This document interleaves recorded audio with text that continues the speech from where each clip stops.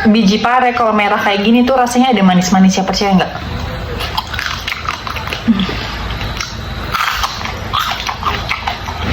Jujur Embun udah berapa hari itu nggak makan lalapan dan rasanya setiap mau tidur tuh kayak kebayang-bayang gitu. Jadi hari ini kita makan lalapan sederhana aja.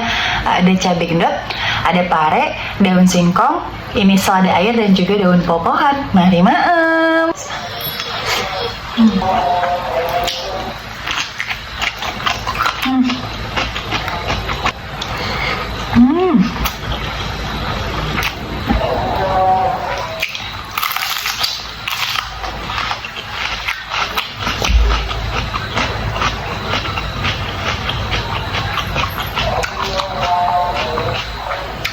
Udah di tahap makan pare tuh bener-bener udah nggak pahit gitu loh, ngerti kan?